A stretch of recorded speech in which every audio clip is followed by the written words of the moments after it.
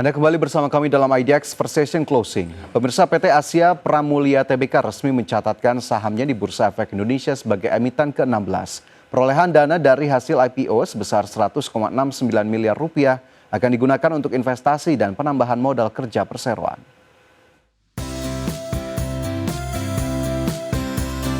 PT Asia Pramulia Tbk resmi mencatatkan saham perdananya di Bursa Efek Indonesia sebagai emiten ke-16. Dalam penawaran umum perdana saham, emiten berkode saham ASPR ini menerbitkan 812 juta saham baru dengan harga penawaran sebesar Rp124 per saham. Dana yang berhasil dihimpun dari IPO mencapai Rp100,69 miliar atau mencapai 29,94% dari modal yang disetor penuh setelah IPO. Direktur Utama PT Asia Pramulia Tbk Riki Winoto mengatakan 50% perolehan dana dari hasil IPO atau sekitar Rp46,62 miliar akan digunakan untuk investasi pembelian mesin-mesin baru untuk segmen market kemasan minuman, kemasan makanan, kemasan cat, dan kemasan lainnya seperti kosmetik, kimia, dan farmasi. Sementara sisanya akan digunakan untuk modal kerja, termasuk pembelian kebutuhan bahan baku, serta untuk biaya operasional pendukung ekspansi. Pemakaian dana kita dari yang kita peroleh 50% itu untuk investasi, kemudian 50%-nya kita gunakan untuk modal kerja yang mensupport kebutuhan bahan baku dan biaya-biaya lainnya terkait dengan investasi tersebut. Dengan adanya penambahan mesin dari hasil dana IPO, perseroan menargetkan peningkatan kapasitas produksi dan penjualan secara signifikan. Perseroan juga telah menargetkan perolehan revenue meningkat 30 hingga 40% dan target raihan bottom line juga meningkat hingga 50%. Dari Jakarta, Riki Anwardi, Tim Liputan IDX Channel. Saham PT Widodo Makmur Perkasa Tbk atau WMPP terancam didepak dari bursa. Suspensi perdagangan yang berlangsung lebih dari 12 bulan jadi pemicu utama.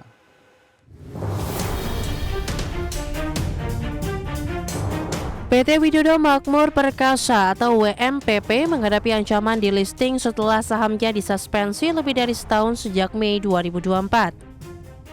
Awalnya suspensi terjadi karena penundaan pembayaran bunga surat utang MTN yang jatuh tempo 10 Mei 2024. Masalah berlanjut karena denda dan keterlambatan bayar kewajiban lainnya ke Bursa Efek Indonesia. WMPP dikenakan sanksi tambahan pada Februari dan Juni 2025 karena belum melunasi denda dan biaya pencatatan tahunan. Suspensi yang terus berlanjut membuat saham tidak bisa diperdagangkan selama lebih dari 12 bulan. Situasi ini memperbesar kemungkinan saham WMPP dihapus dari papan bursa. Untuk keluar dari krisis, WMPP tengah menjalani proses PKPU sesuai putusan Pengadilan Niaga Jakarta Pusat. Adapun manajemen sedang menyusun proposal perdamaian bersama kreditur termasuk pemegang MTN. Perusahaan berjanji akan menyelesaikan seluruh kewajiban dan memperbaiki kepatuhan ke depan. Berbagai sumber, IDX Channel. Selanjutnya, pemirsa, PT Sumber Alvaria Trijaya Tbk yang berkode saham AMRT menyuntikkan dana sebesar $1 juta Amerika atau setara dengan 16,23 miliar rupiah kepada PT No Volume Indonesia Investama. Tujuan investasi adalah memperoleh peluang investasi di samping kerjasama sinergi bisnis. Emiten minimarket Alfamart PT Sumber Alvaria Trijaya Tbk yang berkode saham AMRT menyuntikkan dana sebesar $1 juta Amerika atau setara dengan 16,23 miliar rupiah kepada PT Novoleum Indonesia Investama. Corporate Secretary AMRT Tomin Widian di keterbukaan informasi menyatakan tujuan investasi adalah memperoleh peluang investasi di samping kerjasama sinergi bisnis. Transaksi investasi AMRT ke Novoleum tidak termasuk dalam transaksi yang tergolong ke dalam ketentuan dalam Peraturan OJK Nomor 17 POJK 042020 tentang transaksi material dan perubahan kegiatan usaha dan Peraturan OJK Nomor 42 POJK 042020 tentang transaksi afiliasi dan transaksi benturan kepentingan. Novoleum Indonesia Investama merupakan perusahaan rintisan dan startup solusi daur ulang limbah minyak jelantah. Adapun Novolium yang berdomisili di Jakarta merupakan suatu perusahaan yang bergerak dalam pengelolaan dan solusi pengumpulan limbah minyak jelantah. Berdasarkan laman resminya, Novolium fokus pada pengumpulan minyak jelantah untuk diolah menjadi energi terbarukan.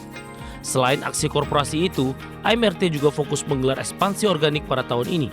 Emiten pengelola Alfamart itu menyiapkan anggaran belanja modal atau capital expenditure sebesar 4,5 triliun rupiah hingga 5 triliun rupiah untuk 2025. Tim Liputan ADX Channel.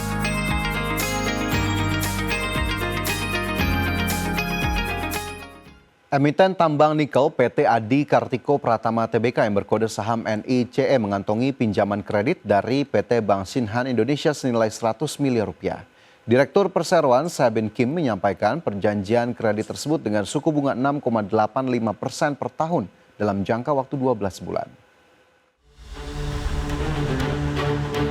Emiten tambang nikel PT Adi Kartiko Pratama Tbk yang berkode saham NICE mengantongi pinjaman kredit dari Bank Shinhan Indonesia senilai 100 miliar rupiah. Direktur NICE Sabin Kim menyampaikan perjanjian kredit tersebut dengan suku bunga 6,85% per tahun dalam jangka waktu 12 bulan. Kim dalam keterbukaan informasi mengatakan fasilitas kredit akan digunakan oleh perseroan sebagai opsi pembiayaan untuk modal kerja. Sebelumnya NICE juga telah menyambut PT Indo Tambang Raya Mega Tbk atau ITMG yang resmi menjadi pemegang saham perseroan dengan kepemilikan sebesar 9,62%. Berdasarkan laporan total kepemilikan investor di atas 5% per 4 Juli 2025 yang disampaikan KSEI, muncul nama PT Indo Tambang Raya Mega Tbk atau ITMG sebagai salah satu pemilik saham NICE. Sebagai informasi, ITMG merupakan emiten tambang batubara yang mayoritas sahamnya dimiliki oleh Banpu Minerals perusahaan Singapura. Sementara itu, NICE merupakan perusahaan yang bergerak di bidang pertambangan biji nikel melalui kegiatan eksplorasi melalui proyek nikel laterit. Tim Liputan ADX Channel. Ya, selanjutnya pemirsa, dari indeks harga saham gabungan pada penutupan perdagangan di sesi pertama Rabu, IHSG terpantau masih mampu bertahan di zona penguatan setelah pada pagi tadi dibuka juga di posisi menguat di level 6.918. Sementara pada penutupan sesi pertama IHSG menguat 0,4% ke level 6.931. Level tertinggi di sesi pertama di 6.939. Adapun 327 saham yang menguat menjadi penopang dari indeks harga saham gabungan, sementara 231 saham melemah dan 406 saham lainnya bergerak stagnan. 5,37 triliun rupiah dibukukan oleh pelaku pasar pada perdagangan di sesi pertama Rabu. Dan pada penutupan sesi pertama ini melanjutkan konfirmasi dari tren penguatan sejak Senin yang konsisten ditutup di zona hijau. Sementara itu kita lihat dari saham-saham yang menguat masuk dalam top gainers ada di antaranya PANI yang naik 9,43%. Kemudian juga ada saham Aman Mineral naik 5,39% ke 8.800. Kemudian Cuan naik 2,12% ke posisi 13.225 dan IOTF naik 27,69%. Sementara itu dari saham-saham yang masih bergerak melemah masuk dalam top losers ada TPIA turun 1,47% ke level 10.025. Ratu juga terkoreksi 1,4% ke posisi 7.050.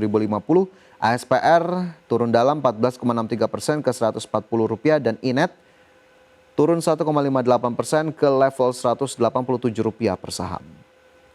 Sementara itu dari sisi sektoral, properti naik 1,08%, barang baku naik juga lebih dari 1%, industri melemah 0,19%, teknologi melemah 0,17%.